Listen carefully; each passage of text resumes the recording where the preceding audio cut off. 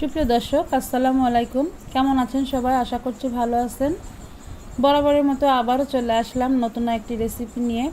তো এখন কিন্তু আমের মৌসুম, আর এই সময় কিন্তু যে যত পারেন এই ধরনের আমের আচার তৈরি করে ঘরে রেখে দিবেন, যাতে সারা 12 মাস ঘরে রেখে এভাবেই কিন্তু খেতে পারবেন যদি আমের আচারগুলো তৈরি করতে পারেন সুন্দর করে। তো দেখুন, আজকে আমি যে আচারটা তৈরি করব, এই আচারটা আপনারা এইভাবে তৈরি করে 12 মাস এভাবে ঘরে রেখে কিন্তু খেতে পারবেন। চাইলে এটা বাহিরেও বয়মে রেখে খেতে পারবেন, অথবা ফ্রিজে রেখেও কিন্তু নর্মাল ফ্রিজে রেখেও কিন্তু 12 মাস ধরে আপনারা এটা সংরক্ষণ করে খেতে পারবেন।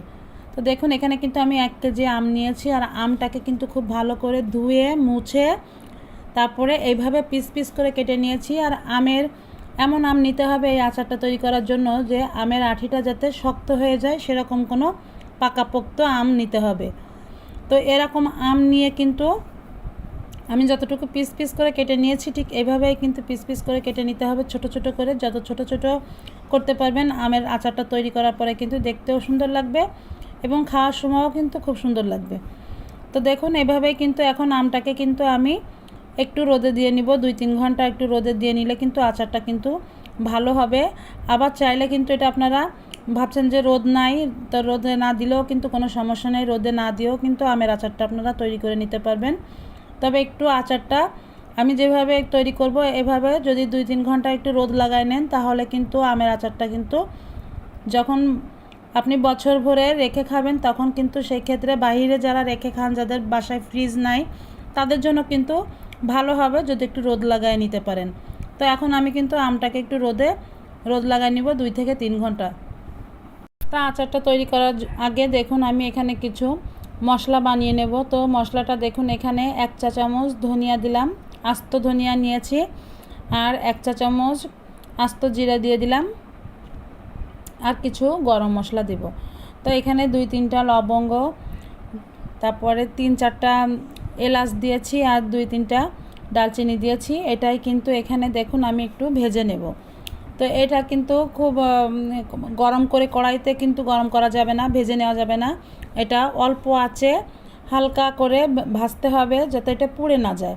মশলাটা এমনভাবে ভাজতে হবে যখন দেখবেন যে এটা থেকে খুব সুন্দর একটা ফ্লেভার বেরিয়ে আসছে, তখন আমি এখানে দেখুন 1 টেবিল চামচ পাঁচফোড়ন দিয়ে দিব। আর এই পাঁচফোড়নটা দেওয়ার পরে কিন্তু বেশি ভাজবো না, কারণ যখন দেখবেন যখন একটু চিটপিট চিটপিট করে যখন আওয়াজ পাবেন এখান থেকে, তখন ভাববেন যে এটা ভাজা হয়ে গিয়েছে, আর এটা বেশি ভেজে নিলে কিন্তু পুড়ে তিতা হয়ে যাবে। তো মশলাটা ভেজে কিন্তু আমি গুঁড়ো করে নেব। আর আচারের জন্য দেখুন, এখানে আমি 250 গ্রাম সরিষার তেল নিয়েছি। আর 1 কেজি আম দিয়ে যেহেতু আমি আচারটা তৈরি করব, এখানে কিন্তু 250 গ্রাম তেল হলেই কিন্তু ঠিকঠাক হয়ে যাবে আচারটা। আর এখানে দেখুন হাফ চা চামচ আমি দিয়ে দিলাম পাঁচফোড়ন। কিছু আস্ত পাঁচফোড়ন দিলে হবে কি, যখন আচারটা খাবেন গালের ভিতরে পড়বে কিন্তু খেতে খুব ভালো লাগবে। আর এখানে 2টা তেজপাতা আমি টুকরো টুকরো করে দিয়েছি, এটা আচারের ভিতরে দেখতেও ভালো লাগবে, খেতেও কিন্তু ভালো লাগবে, ফ্লেভারটা সুন্দরভাবে ছড়িয়ে যাবে।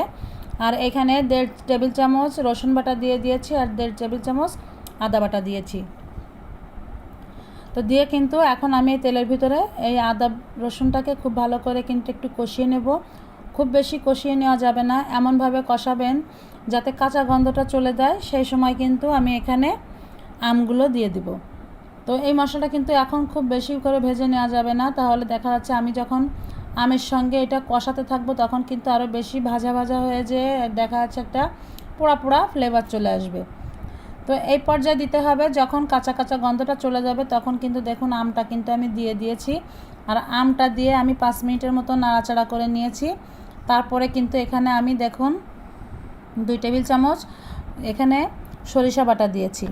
তো আমি কালো সরিষাটা নিয়েছি, আচারের ক্ষেত্রে কিন্তু কালো সরিষাটা দিলে ঝাঁঝটা একটু বেশি লাগে, আর এই কালো সরিষাটা দিয়ে আচার তৈরি করলে কিন্তু আচারটা খেতেও ভালো লাগে। তো এখানে আমি স্বাদের জন্য লবণ দিয়ে দিলাম, আর কালারের জন্য একটু হলুদ দিয়ে দিলাম, কালারটা যাতে ভালো আসবে এই কারণে। আর এখানে আমি মরিচের গুঁড়া দিয়ে দিলাম 1 চা চামচ। মরিচটা আপনারা যে যেমন খেতে পছন্দ করবেন ঝালটা, ঠিক সেইভাবেই কিন্তু ঝালটা দিবেন। তবে এই আচারটা কিন্তু টক ঝাল মিষ্টি হবে, আমি সেইভাবেই কিন্তু আচারটা তৈরি করব। আর এই আচারটা খেতে কিন্তু দারুণ লাগে, আপনি সুদা সুদা খাবেন, সেটাও কিন্তু খুব ভালো লাগবে। এবং এটা খিচুড়ি, পোলাও, বিরিয়ানি সবটার সঙ্গে আপনারা খেতে পারবেন। আপনার মন যেটার সঙ্গে চাইবে সেটার সঙ্গে কিন্তু খেতে পারবেন। এই আচারটা কিন্তু অসম্ভব মজার। তো মশলাটা দিয়ে কিন্তু আমি কষাতে কষাতে এখানে কিন্তু 1 কাপ চিনি দিয়ে দিয়েছি। তো চিনিটা কিন্তু আমি যতটুকু দিয়েছি, মেজারমেন্ট কাপের 1 কাপ চিনি দিয়েছি। তো এখানে আমি যতটুকু আম নিয়েছি 1 কেজি আমে কিন্তু এই 1 কাপ চিনিতেই কিন্তু আমের আচারটার মিষ্টিটা পারফেক্ট ছিল। আপনারা যদি চান তো এর থেকে যদি কম খেতে চান তাহলে একটু কমিয়ে দিতে পারবেন, বা বাড়িয়ে দিলে বাড়িয়েও দিতে পারেন। তো দেখুন চিনিটা দেওয়ার পরে কিন্তু আম থেকে একটু পানি বের হয়ে আসছে, আর এই পানিটা চুলার আঁচটা মিডিয়ামে রেখে আস্তে আস্তে কিন্তু এই পানিটা কষাতে কষাতে আমের সঙ্গে টানিয়ে নিতে হবে।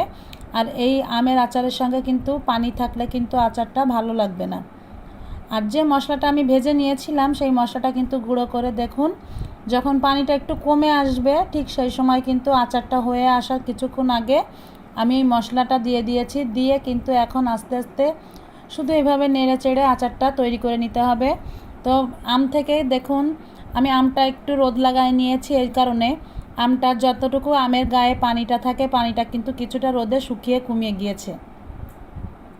আর দেখুন দেখা সৌন্দর্যের জন্য আমি এখানে 2-3টা শুকনো মরিচ এভাবে দিয়ে দিয়েছি। এটা অপশনাল, আপনারা চাইলে এটা নাও দিতে পারেন, তবে দিয়েছি দেখতে কিন্তু ভালো লাগবে সেই কারণে। তো এখানে দেখুন রোদ লাগিয়ে নেওয়ার কারণে কিন্তু আমের আচারটা বেশি সুন্দর হবে খেতে, আর আম থেকে পানিটা একটু কম বের হয়। আর এটা যদি কাঁচা আম যদি সরাসরি এইভাবে দিতেন তাহলে কিন্তু আম থেকে অনেক পানি বের হতো এই অবস্থায় এই সময়, তাহলে কিন্তু আচারটা বেশি ঘেটা ঘেটা হয়ে যেত। তো আমি চাইছি যে আচারটা সেদ্ধ হয়ে কিন্তু একদম গলে যাবে, কিন্তু দেখা যাবে আমগুলো একটু কিছু কিছু আস্তে আস্তে থাকবে, ঠিক এই টাইপের। আমি যেভাবে চাচ্ছি ঠিক সেইভাবেই এই আচারটা খেতে কিন্তু অসম্ভব মজা লাগে। আপনারা যারা এভাবে তৈরি করেননি তারা অবশ্যই একবার হলেও তৈরি করবেন, দেখবেন আচারটা আসলে খুবই মজা। তো এইভাবে আচারটা তৈরি করে সারা বছর আপনারা চাইলে বয়ামে করে এমনি বাইরেও রেখে খেতে পারবেন, আবার নর্মাল ফ্রিজে রেখেও খেতে পারবেন। তো আচারটা হয়ে আসছে, নামানোর কিছু সময় আগে আমি এখানে একটু হোয়াইট ভিনেগার দিয়ে দিলাম, যেটাকে বলে সিরকা। তো এখানে 2 টেবিল চামচের মতো আমি হোয়াইট ভিনেগারটা দিয়ে দিয়েছি। আপনারা এটা অবশ্যই দিবেন যদি আচারটা অনেক দিন রেখে খেতে চান। আর যদি এই আচারটা বেশি দেখা যাচ্ছে বানিয়ে আপনারা বেশি দিন অল্প দিনের ভিতরে খেয়ে ফেলবেন, তো এটা না দিলেও কিন্তু হবে, এই সিরকাটা না দিলেও হবে। আর যদি সংরক্ষণ করে এটা রেখে খেতে চান তাহলে অবশ্যই এই সিরকাটা বা এই হোয়াইট ভিনেগারটা অবশ্যই দিবেন। তো দেখুন বন্ধুরা আচারটা কিন্তু আমার অলরেডি হয়ে গিয়েছে। আমের যে পানিটা থাকে আমের পানিটা কিন্তু একদম টেনে গিয়েছে। আর এখানে দেখুন যে তেলটা দিয়েছিলাম আমি, সেই তেলটাই কিন্তু আমের আচারের সঙ্গে আছে। তো যখন দেখবেন এরকম ফেনা ফেনা উঠে গিয়েছে আমের উপরে, আচারের উপরে, তখন ভাববেন যে এটার পানি কিন্তু আসলে নাই, আর আমটা কিন্তু খুব সুন্দর করে সিদ্ধ হয়ে গিয়েছে। আর আমের এই খোসাটা কিন্তু অবশ্যই রাখবেন এইভাবে আচার তৈরি করলে, কারণ এই আচারটা কিন্তু এই খোসাটা সহ করলে এই খোসাটা খেতে যে এত মজা লাগে, আপনি যখন খাবেন তখন বুঝতে পারবেন যেটা কতটাই মজা লাগে। তো দেখুন আচারটা শেষমেশ হয়েই গিয়েছে। যখন দেখবেন এরকম ফেনা ফেনা উঠে গিয়েছে তখন মনে করবেন আচারটা পুরো পারফেক্টভাবে তৈরি হয়ে গিয়েছে। তো এখন কিন্তু আমি নামিয়ে নেব আচারটা।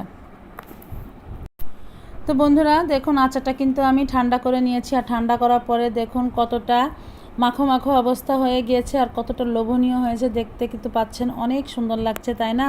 তো আচারটা কিন্তু ঠিক এরকমই হবে। এই আচার ছোট বড় যে যেখানেই থাকুক না কেন একটু দিবেন, দেখবেন এতটাই খেয়ে মজা পাবে এবং আপনাকে বারবার বলবে এইভাবে আচার তৈরি করে দেওয়ার জন্য। তো এভাবে আচার তৈরি করে খেয়ে দেখবেন খুবই ভালো লাগবে।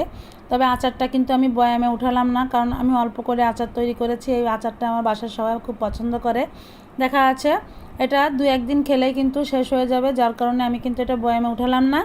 তবে আপনারা এটা বয়ামে উঠিয়ে সারা বছর এভাবে উঠিয়ে সংরক্ষণ করে খেতে পারবেন। তো কেমন লাগলো রেসিপিটি অবশ্যই কমেন্ট করে জানাবেন। বেশি বেশি লাইক কমেন্ট শেয়ার করে চ্যানেলটিকে সাবস্ক্রাইব করে পাশে থাকবেন।